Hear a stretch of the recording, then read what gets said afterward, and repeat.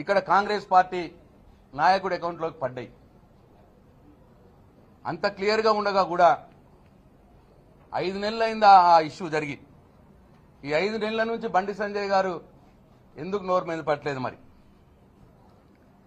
కవిత గారికి బెయిల్ రాగానే 5 నిమిషాల్లోనే ఎందుకు మాట్లాడుతున్నాడు? 5 నెలలైన వాల్మీకి స్కామ్ గురించి ఎందుకు నోరు మీద పట్టలేదు?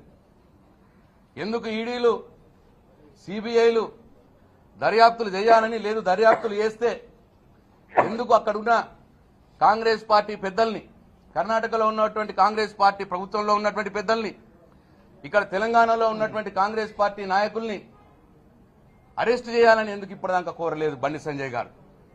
5 నెలలైంది ఆ స్కామ్ అయ్యి. ఇక్కడ 5 నిమిషాల లోపలనే వాళ్ళను మాట్లాడుతున్నావు కవిత గారికి బెయిల్ వస్తే. కలిసిపోయింది ఎవరు? నువ్వు కాంగ్రెస్ పార్టీ ఇద్దరు కలిసిపోయినారు. నువ్వు బండి సంజయ్, నువ్వు రేవంత్ రెడ్డి గారు ఇద్దరు కలిసిపోయినారు. నువ్వే అన్నావు మనం ఒకరికొకరు తిట్టుకోవద్దు, కాంగ్రెస్ పార్టీ వాళ్ళము, కాంగ్రెస్ పార్టీ బీజేపీ వాళ్ళము, మన ఇద్దరం కలిపి కేసీఆర్ మీద పడాలి, టీఆర్ఎస్ పార్టీ మీద పడాలి, బీఆర్ఎస్ పార్టీ మీద పడాలి అని చెప్పి నువ్వే ఓపెన్ గా స్టేట్మెంట్ ఇచ్చినావు. ఇవాళ మీ ఇద్దరు కలిసిపోయినారు. నేను డిమాండ్ చేస్తా ఉన్నా మళ్ళొకసారి, కవిత గారికి సుప్రీంకోర్టు న్యాయస్థానం,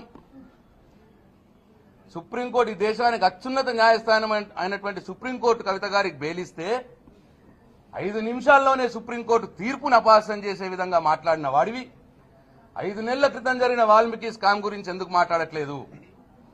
ఎందుకు కర్ణాటకలో ఉన్న కాంగ్రెస్ పార్టీ పెద్దల్ని, ఎందుకు ఇక్కడ తెలంగాణలో ఉన్న కాంగ్రెస్ పార్టీ పెద్దల మీద ఎందుకు కేసులు పెట్టట్లేదు? ఎందుకు వాళ్ళని అరెస్ట్ చేయట్లేదు? ఎందుకు నీ నోరు మూతపోయింది అని చెప్పి నేను బండి సంజయ్ని అడుగుతా ఉన్నా. ఇక్కడ కలిసిపోయింది మీరు. కాబట్టి నువ్వు కేంద్ర హోంశాఖ సహాయ మంత్రిగా ఉండి ఇటువంటి చిల్లర మాటలు మాట్లాడొద్దు.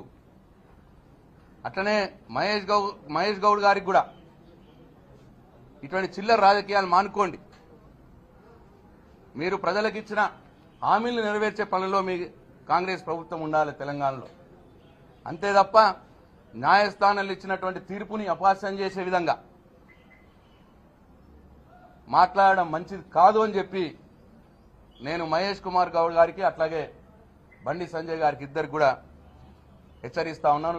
బీఆర్ఎస్ పార్టీ తరఫున మరొక్కసారి ఈ దేశ న్యాయ వ్యవస్థకు మా కృతజ్ఞతలు తెలియజేస్తూ రేపు రాబోయే రోజుల్లో కూడా ఈ కేసులో మా ఎమ్మెల్సీ కవిత గారు కడిగిన ముత్యంలా బయటకు వస్తుందనే పూర్తి విశ్వాసం, న్యాయ వ్యవస్థ మీద పూర్తి నమ్మకం, విశ్వాసాన్ని వ్యక్తపరుస్తూ సెలవు తీసుకుంటా ఉన్నారు.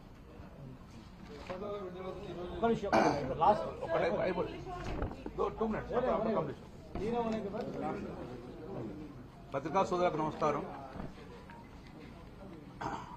ఈరోజు గౌరవ ఎమ్మెల్సీ గారికి బెయిల్ రావడం అనేది నిజంగా మా అందరికీ కూడా సుప్రీంకోర్టు ఇచ్చిన తీర్పును యావత్ దేశమంతరం హర్షిస్తున్న సమయంలో కాంగ్రెస్ పార్టీ నాయకులు, ముఖ్యంగా మహేష్ కుమార్ గౌడ్ గారు పీసీసీ రేసులో నేనే ముందంజ ఉండాలి అని ఒక గౌరవప్రదమైన పోస్టులో, రాజ్యాంగబద్ధమైన పోస్టులో ఉండి అత్యున్నత న్యాయస్థానం సుప్రీంకోర్టు ఇచ్చిన తీర్పును కూడా అగౌరవపరిచే విధంగా ఈరోజు మాట్లాడడం జరిగింది. ఏమన్నారు? బీజేపీ పార్టీ బీఆర్ఎస్ పార్టీ ఒకటైందని బెయిల్ రాగానే ఇదే నిదర్శనం అని చెప్పారు. మరి ఇదే కేసులో మనీష్ సిసోడియా కూడా బెయిల్ వచ్చింది. మనీష్ సిసోడియా అనే వ్యక్తి ఆ పార్టీలో ఉన్నాడు. దేశమంతరంగా ఇండియా తోటి పొత్తు పెట్టుకున్న పార్టీ ఆ పార్టీ కాంగ్రెస్ పార్టీలో పొత్తు పెట్టుకున్నారు. సో కాంగ్రెస్ పార్టీకి అలయన్స్ ఉన్న పార్టీ ఆ పార్టీ. మరి ఈ రోజు సిసోడియాకు బెయిల్ వచ్చిందంటే మరి కాంగ్రెస్ పార్టీ ఆ ఇద్దరు కలిసి చూడంగా ఎంతమంది బీజేపీ ఇళ్లలోకి పోతే బెయిల్ వచ్చింది? మేము బీజేపీ ఇళ్లలోకి పోయిన చెప్తున్నావు, మరి సిసోడియాకు బెయిల్ వచ్చింది దాంట్లో ఎంతమంది బీజేపీ వాళ్ళు ఇంటికి పోయినామని చెప్పి మేము సూటిగా ప్రశ్నిస్తున్నాం. మేము రెండోది, కాంగ్రెస్ పార్టీ బీజేపీ పార్టీ ఈరోజు కుమ్ముకైన నిదర్శనం కూడా మేము చెప్పగలుగుతాం.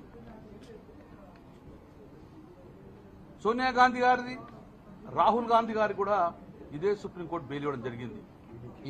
ఈడీ కేసులో డెక్కన్ హెరాల్డ్. మరి ఇది ఇనిషియల్ ఇప్పుడు బెయిల్ ఇచ్చినందుకు మీరు కూడా బీజేపీతో కుమ్మక్కైనట్టేనా?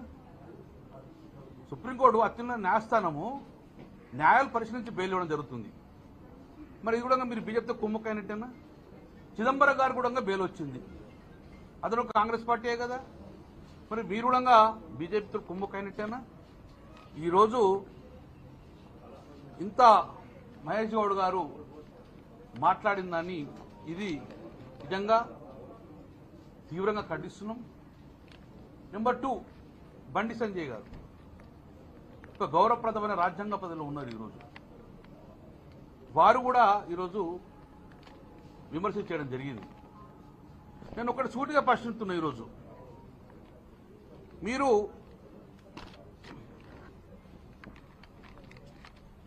తెలంగాణలో అతిపెద్ద స్కామ్ సివిల్ సప్లై స్కామ్ అయింది. అన్ని పార్టీలు ఈవెన్ బీజేపీ పార్టీ కూడా సివిల్ సప్లై స్కామ్ మీద ఈడీ సిబిఐని కోరింది దర్యాప్తు కోసం. బీఆర్ఎస్ పార్టీ కూడా అసెంబ్లీలో ఎండగట్టడం జరిగింది. ఇంత జరిగినా కూడా ఇదే బండి సంజయ్ మరి దాని మీద సిబిఐ ఈడీ ఎంక్వైరీ ఎందుకు కోరలేదు? అంత పెద్ద స్కామ్ 750 కోట్ల స్కామ్ అంటే కాంగ్రెస్ పార్టీ మీద కొల్లుడు అయినట్టే కదా, నిదర్శనమే కదా. రెండోది, బండి సంజయ్ గారి కాన్స్టిట్యున్సీలో అమృత్ అనే స్కీమ్ ఉన్నది, వాటర్ సప్లైకి సంబంధించింది. అది టోటల్ కూడా కేంద్ర ప్రభుత్వం సంబంధించిన స్కీమ్. అది కూడా ఈరోజు కరీంనగర్ జిల్లాలో తెలంగాణలో చాలా ప్రాంతాలలో కూడా ఈరోజు సుజన్ రెడ్డి గారు కాంటాక్ట్ చేస్తున్నారు. సుజన్ రెడ్డి గారు రేవంత్ రెడ్డి గారు బహుమతి అవుతారు. అతను డైరెక్ట్ గా కాంటాక్ట్ చేస్తున్నంటే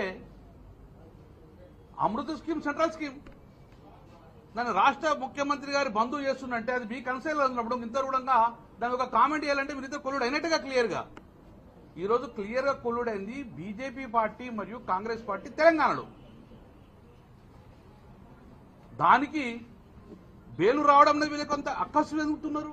తెలంగాణ బిడ్డ, తెలంగాణ ఆడబిడ్డ దాని న్యాయస్థానం న్యాయం అందించినందుకు కృతజ్ఞత తెలుపడబోయి అంత పైశాచికానందంగా అక్కసు వెలువరుస్తున్నంటే మీరు ఎంత దిగజారు స్థాయిలో ఉన్నారో చెప్పి మేము భావిస్తున్నాం. కాబట్టి ఇమ్మీడియట్గా కాంగ్రెస్ పార్టీ నాయకులకు బండి సంజయ్ గారు కూడా చెప్తున్నాను, ఏదైతే నిజంగానే మీరు ఈడీసీఏబీని ప్రదర్శిస్తున్నారో మీ కళ్ళ ముందు కనబడ్డ ఈ స్కీమ్ల మీద మీరు ఇమ్మీడియట్గా ఈడీసీఏబీకి దర్యాప్తు చేస్తే మీరు ప్రజలు నమ్మే పరిస్థితి. లేకపోతే బీజేపీ పార్టీ మరియు కాంగ్రెస్ పార్టీ తెలంగాణలో ఒప్పందం చేసుకొని ఒకటే కలిసి నడుస్తుందని చెప్పి భావన ఈరోజు తేటతెల్లమని చెప్పి భావిస్తున్నాను.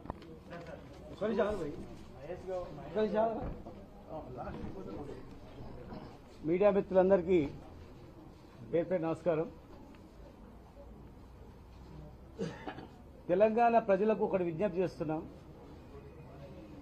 వాదనలు అన్నీ కూడా మా ఛానల్ కాదు,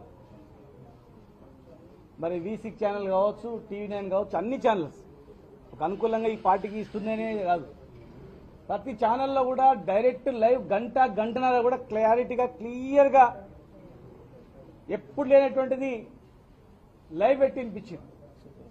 సుప్రీంకోర్టులో ఒక ఇద్దరు న్యాయమూర్తులు ఒక గంటన్నర సేపు వాదించి అన్నిటికీ సమాధానం చెప్పి ఆమె దోషి అనడానికి ఇక్కడ ఏ ఆధారం లేదు, అసలు లేనే లేదు, ప్రూఫ్లే లేదు, అసలు ఏం లేదు, కావాలని ఆమెను వేధిస్తున్న రీతిలో వారు మాట్లాడి బెయిలిస్తే అన్యాయంగా 5.5 నెలలు జైలు జీవితం గడిపింది కదా అని చెప్పి బాధపడేది పోయి ఇలా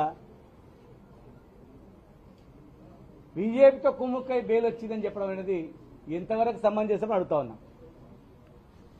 అంటే న్యాయ వ్యవస్థను పార్టీలు నడుపుతాయా? ప్రభుత్వాలు 5 ఏళ్లకు ఒకసారి ఉంటాయి పోతాయి, కానీ జిల్లా కోర్టులు కానీ హైకోర్టులు కానీ సుప్రీంకోర్టులు వీళ్ళు అపాయింట్ అయిన తర్వాత జీవిత టైం పీరియడ్ వరకు ఉంటారు వాళ్ళు. న్యాయ వ్యవస్థ అది. కానీ న్యాయ వ్యవస్థ మీదనే తీర్పు మీదనే మాట్లాడడం అనేది ఎంతవరకు సమంజసం? అంటే వీళ్ళకి ఎంత అక్కసు ఉందో ఒక్కసారి మీరు ఇదొక్కటి గమనిస్తే అర్థమవుతుంది.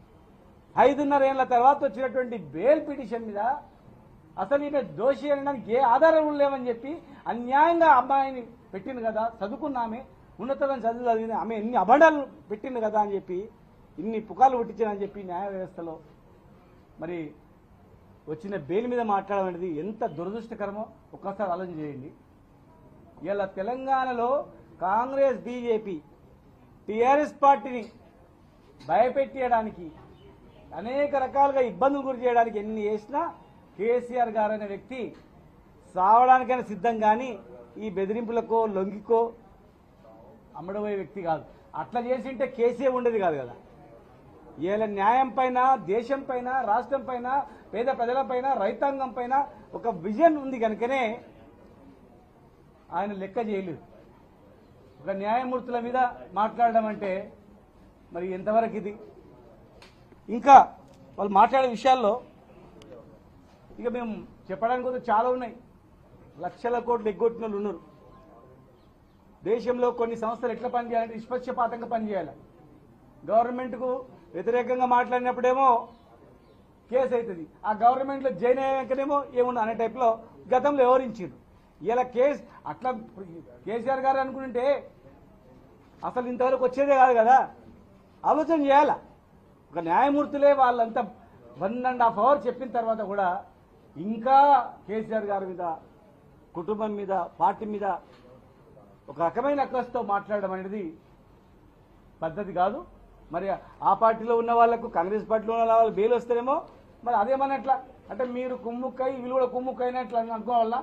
ప్రజలు ఏమనుకోవాలా? న్యాయం మీద, న్యాయ వ్యవస్థ మీద ఇట్లా వేస్తే ప్రజలకు ఎట్లా నమ్మకం ఏర్పడుతుంది? ఇది రాజకీయ వ్యవస్థలో చాలా దుర్మార్గమైనటువంటి చర్య. ఖచ్చితంగా ఇప్పటికి కూడా ఇది ప్రైమరీ తర్వాత కేసులో కూడా ఈ రకంగానే 100% ఉంటుందని ప్రజలు, తెలంగాణ ప్రజలు చూస్తున్నారు. మొత్తం తమాషా చూస్తున్నారు. 10 ఏళ్ళ ప్రభుత్వాన్ని చూసిండ్రు, ఇప్పుడు చూసిండ్రు, ఏం జరుగుతుందో చూసిండ్రు. న్యాయ వ్యవస్థ పైన ఇట్లా దుర్మార్గంగా మాట్లాడడం అనేది ప్రజలు ఎవరు కూడా విశ్వసించారు. Thank you.